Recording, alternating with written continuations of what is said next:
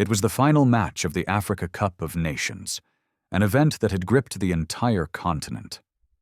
A symbolic, friendly game between Burkina Faso and France was moments from kickoff. As the French national anthem began to echo through the stadium, Ibrahim Traoré rose from his seat and slowly turned away. The crowd of 50,000 spectators collectively held its breath, unsure of what was coming next. That night, the stadium in Ouagadougou, a place of pride for the city, was beyond full. Not a single seat remained vacant. The aisles were packed, every inch brimming with energy.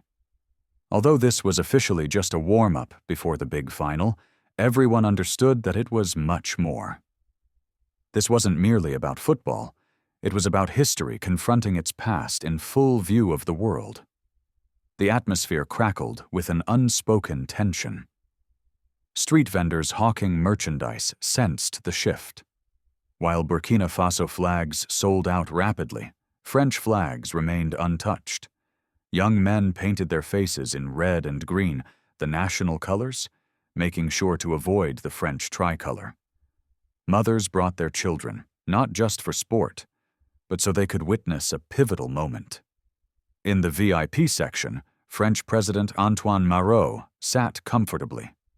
He had always boasted of his modern and forward-thinking policies toward Africa. Alongside him were the French Football Federation's president Jean-Claude Beaumont, several diplomats, and key French business magnates invested in Burkina Faso's mining sector. Glasses of champagne clinked as laughter echoed through their booth. They were relaxed, believing this would be another polished display of international friendship. "The locals seem enthusiastic," Beaumont said, waving a hand at the lively stands. "They always are when we bless them with our presence," a mining tycoon replied, loud enough to be overheard. "Simple joys for simple people." Across the stadium, in the opposing VIP box, sat Ibrahim Traoré.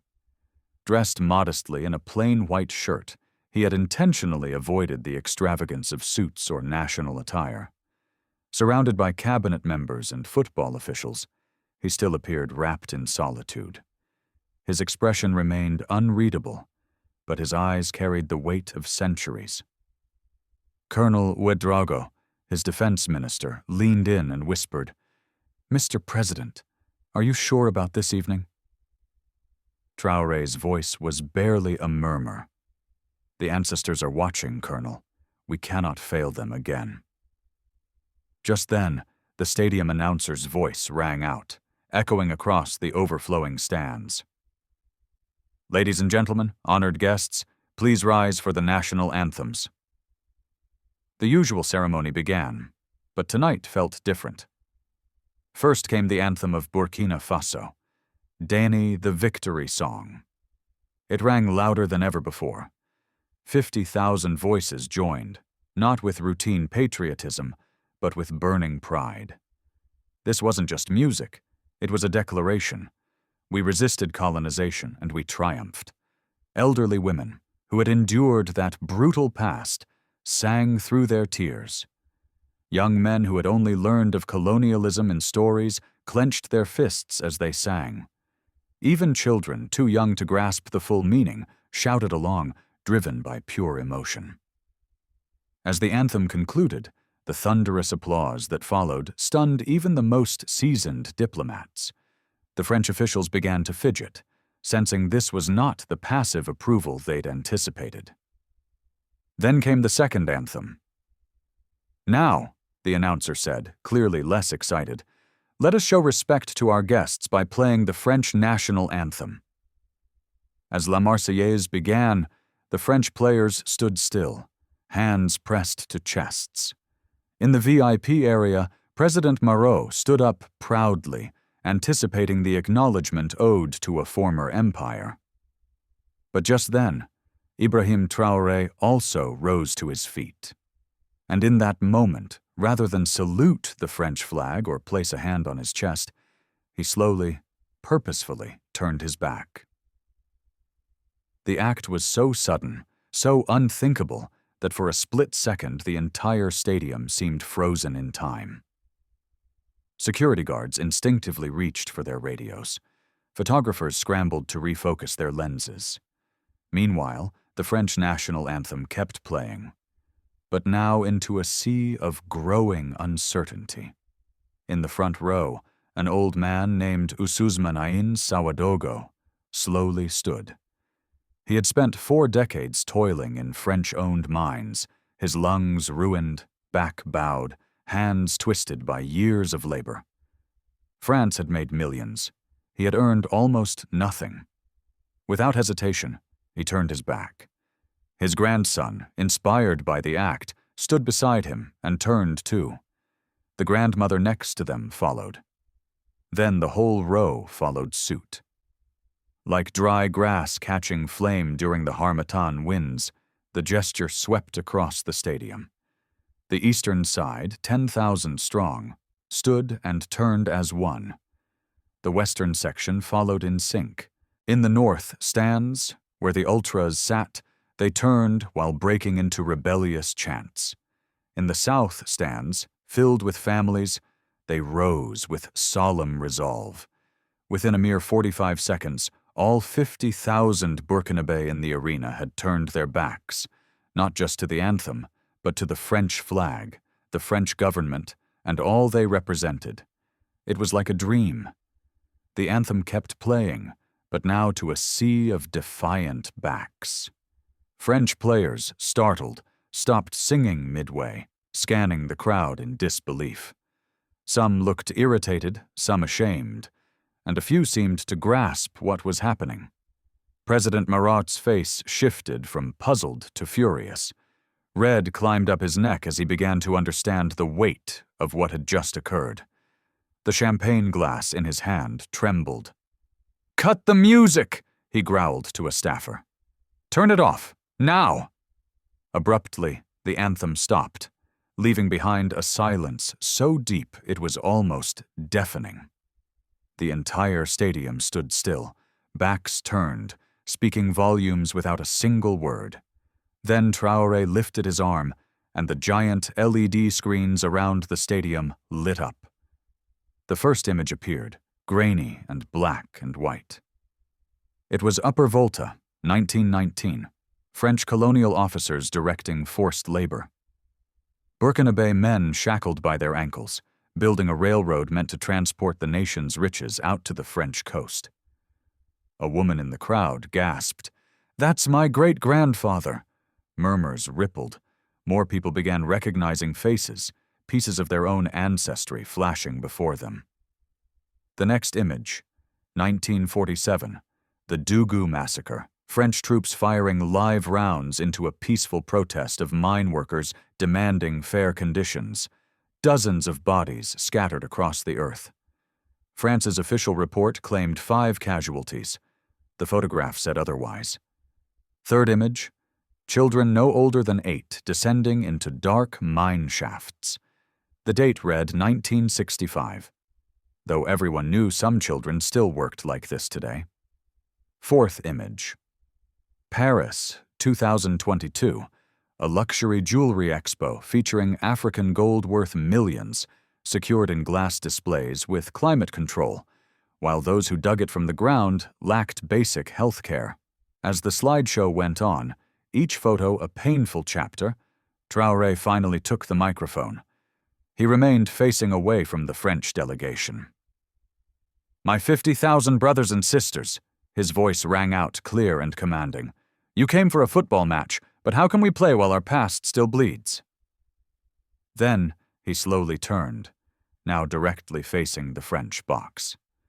The cameras captured every detail, a young African leader looking his former colonizer square in the eye. "President Marat," he began, "you say you came here in the name of friendship. But friendship begins with honesty. So let's speak honestly tonight." The crowd stirred, recognizing the moment's weight. "Your anthem sings of fighting tyranny and breaking chains," Traoré continued. "But tell me, who brought chains to this land? Who imposed tyranny on our people?" His voice grew sharper. You sing of freedom. But whose freedom? The freedom to rob, to kill, to degrade? Marot yanked a mic from an assistant. President Traoré, this is out of line. This is sport, not politics. Traoré chuckled, though there was no amusement in it. Out of line? He asked. Was it out of line when you stole our resources, when you murdered our leaders, when you fractured our families and erased our cultures? The audience rumbled. People began shouting in agreement. The air was electric, dangerous and magnificent. You speak of friendship, Mr. Marot, Traoré went on. In 1960, you gave us independence, but you kept our wealth, our uranium, our financial systems, our currency. What kind of freedom is that? More slides appeared. Data sheets, economic charts. Each year, France drains 50 billion euros in resources from Burkina Faso, and in return, we receive a mere 50 million in aid. That's not aid. That's theft wearing a smile. Chaos erupted in the French booth. Advisors exchanged panicked whispers. Phones buzzed with alerts from Paris. Marot's face darkened to a deep purple. But tonight, Traoré declared, we stop pretending while you plunder. Tonight, we say no more.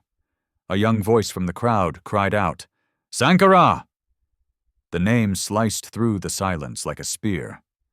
Thomas Sankara, the revolutionary leader of Burkina Faso, murdered in 1987 with French involvement. Another voice joined. Sankara! Then another. And another. In seconds, 50,000 people thundered his name. Sankara! Sankara! Sankara! The stadium quaked. The ground itself seemed to pulse with the fury of collective memory. Traoré lifted both hands, and slowly the chanting died down. Yes, he said, his voice barely audible but heavy, compelling the stadium to lean in. Thomas Sankara, the man who said, he who feeds you controls you, so he made us feed ourselves. And what did you do? You murdered him! On the screens flashed the date, October 15th, 1987. Sankara's body riddled with bullets, 12 wounds. His last words, ideas never die. You thought his death would end his dream, Traoré's voice swelled. But look around. Does this look dead to you? No. 50,000 voices thundered back. The French team had withdrawn to their bench, visibly unsettled. Many of the players, young, of African heritage, seemed caught in a whirlwind bigger than sport. One of them, Moussa Dembélé, rose. His roots traced to Mali. Ignoring the coaches yelling from the sidelines, he walked to the center. And then, gasps. He took off his French jersey, folded it with care, and laid it in the center circle. My grandfather mined gold for France in Mali. He died young, his lungs poisoned by dust. I play for France. I'm paid millions. But tonight I can't wear this shirt. Not after seeing this. Not on this ground. The stadium erupted. A French player had spoken truth. It was historic. Two more players, also of African descent, followed, stepping onto the pitch and removing their jerseys. On the sideline, the French staff panicked, shouting about contracts and obligations. President Marot snapped. Enraged, he stormed down from the VIP box, his security detail scrambling. He grabbed the stadium mic. This is disgraceful, he bellowed. We came in peace and are met with this insult. France has done more for Africa than any nation. We brought civilization. The crowd stilled. Then, laughter. Dark, bitter laughter. 50,000 people mocking the myth. Traoré took the mic again. Civilization? You found universities in Timbuktu, libraries in Cairo. You found sculpture in Benin and wisdom in Ethiopia. What did you bring? Chains? Guns? Loot? He reached into his pocket, pulling out a paper. This is the original 1896 pact with the Mossy Kingdom. Your men got our king drunk on your liquor. Then you made him sign away our nation. The document appeared on screen. No signature, just a thumbprint. The Mossy King hadn't even read French. You've held us to this for 127 years, Traoré said. A deal sealed in ignorance and alcohol. It ends now. He tore the document in half. The crowd roared, but he wasn't done. More papers. The 1961 mining deal, signed by a puppet regime, torn. The 1965 military pact, signed under duress, torn. The CFA currency agreement, controlled by France, shredded. With every tear, the crowd's volume rose. This wasn't a show. These were legal, historic breakings. Now Mauro stood on the field, security encircling him, his face livid. "You can't just tear up treaties. This violates international law," he yelled. "Illegal?" Traoré stepped forward, down from the VIP seats, to face him. Was colonialism legal? Was slavery? Were assassinations? You wrote laws to cover crimes. We reject them. Now both presidents stood center field. The entire stadium held its breath. Soldiers on both sides tensed. "What do you want?" Mauro asked, voice cracking. "Justice," Traoré answered. "Begin with truth. Admit what France did." "Historical wrongs were committed," Mauro began cautiously. "Not wrongs," Traoré interrupted. "Crimes. Say it." A heavy silence settled. Cameras zoomed in. The world was watching. "I cannot represent all of France's past," Mauro deflected. "Then speak of today," Traoré challenged. "French companies still mine our gold. Your army still occupies our soil. Your treasury still prints our currency. Are these mistakes or choices?" Mauro said nothing. Traoré turned back to the crowd. "See, they can't even say the truth, so we move forward without them." He pulled out his phone, raising it high. His voice echoed through the speakers. "Colonel!" "Kababor?" Traoré called out. "Yes, execute Order 1960. He ended the call and turned back to the crowd. "Effective immediately, all French military forces have 72 hours to vacate Burkina Faso. French mining firms have 30 days to hand over 51% ownership to the Burkinabe state. And the CFA franc is hereby banned within our territory." The crowd exploded with joy. Tears streamed. People danced. Strangers embraced. They were witnessing history unfold. Meanwhile, Mauro was on the phone with Paris, panic all over his face. His ambassador leaned in, whispering, "Mr. President, we need to leave, now." They headed for the exit, but something shifted in the crowd, not with anger, but with intention. Tens of thousands linked arms, forming human chains around the stadium. Every gate was sealed. "You're not leaving just yet," Traoré said gently. "We still have much to discuss." "This is unlawful detention," Mauro barked. "An act of war." "No," Traoré replied. "This is a lesson. You've told our story for too long. Tonight you'll hear the truth. From us." The stadium screens lit up once more. A 2-hour documentary began to play, painstakingly sourced from global archives.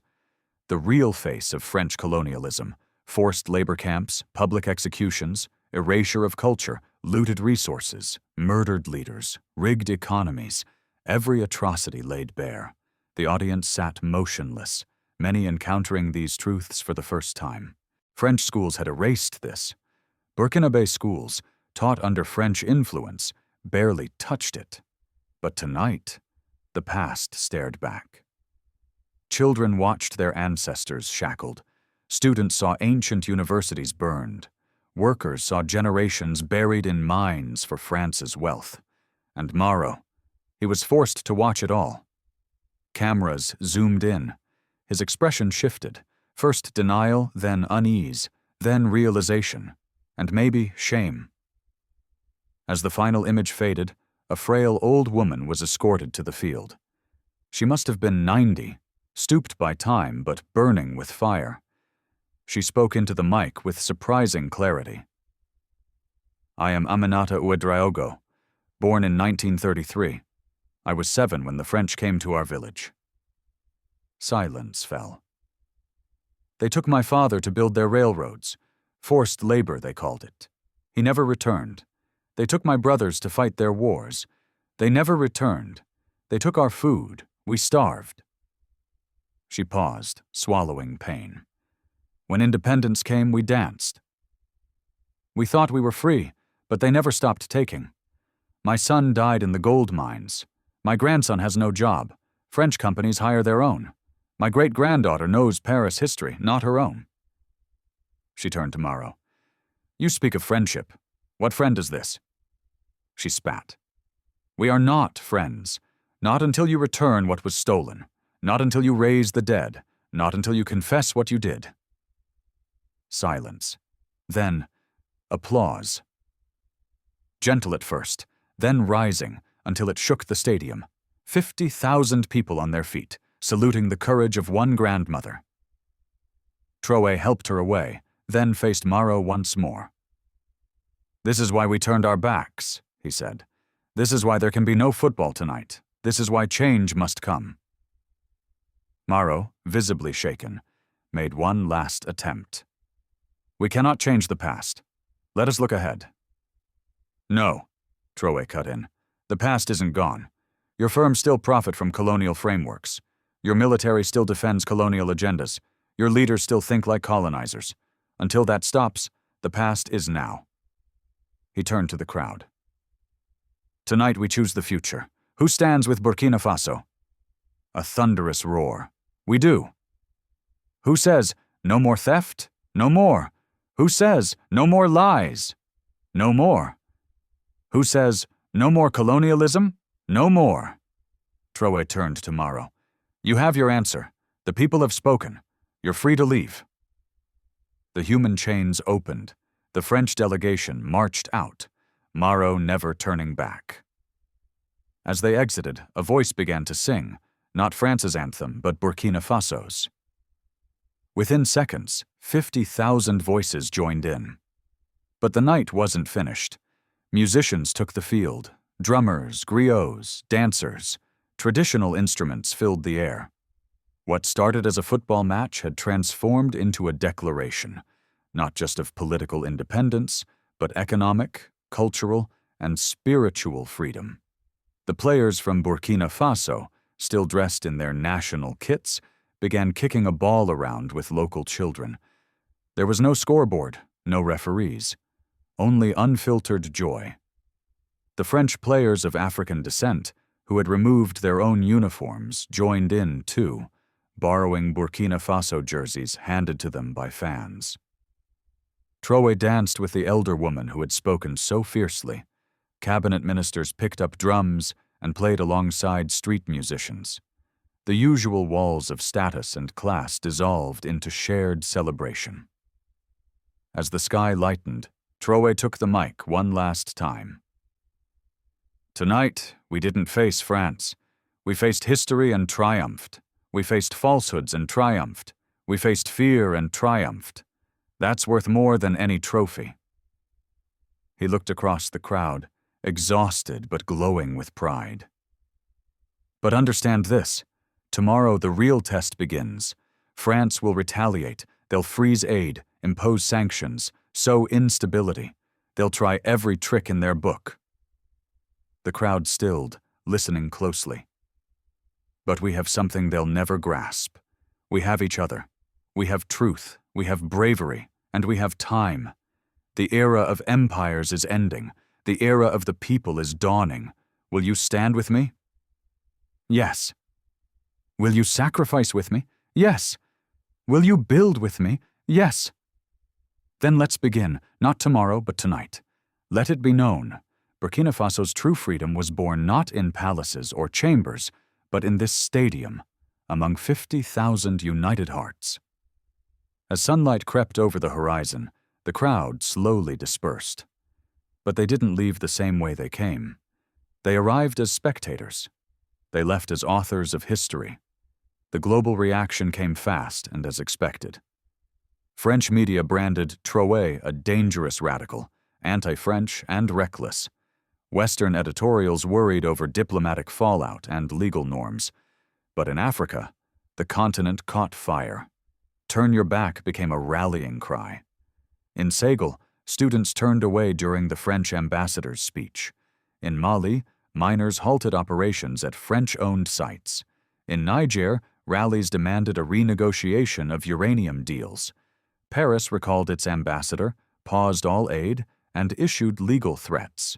French corporations vowed to fight nationalizations in international tribunals. But something crucial had already changed. The fear had vanished.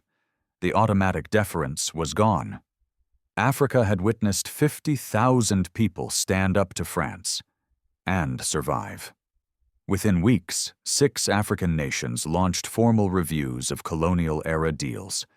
The African Union called an emergency summit focused on economic autonomy and resource justice. France found itself increasingly isolated. Even loyal allies struggled to justify punishing African countries for reclaiming what was theirs. 3 months later, real talks began. Not ceremonial talks, actual negotiations. France, recognizing the tide, agreed to meaningful reforms. Still insufficient, far from justice, but more than 6 decades of symbolic independence had ever produced. In Burkina Faso, August 4th, the night the match never happened, was declared a new national holiday. Not Independence Day. That was already taken. This was Renaissance Day, the night they were reborn. The stadium got a new name too. No longer Stade du Catrot. It became Stade de It, the Stadium of Dignity. A stone monument rose at its gates, engraved with 50,000 names, every person present that night. At the top, one sentence etched in bold. Here, on this night, we turned our backs on shame and faced our destiny. Footage from that evening became mandatory viewing in schools throughout Africa. Students analyzed every word, every decision. They learned that power isn't just in armies or money, but in unity. Years later, Traoré reflected on it. People ask if I planned it. Truth is, I only planned to turn my back. I didn't plan for 50,000 others to follow. That's when I realized a true leader doesn't start movements. Movements create their leaders. I just stood up first. But perhaps the deepest shift was within ordinary citizens. Street vendors stopped giving discounts to French customers. Students, once taught to revere France, began asking about their own heritage. Workers, long resigned to exploitation, started demanding justice. The game that never took place became the most remembered of all, because that night, France wasn't defeated on a field. Something far stronger fell, the colonized mindset. And with that victory, every other victory became imaginable. One gesture, one people, one night. The night Africa stopped looking back. The night dignity rose above submission. The night the empire discovered its former subjects had become sovereign people, and that united people cannot be conquered.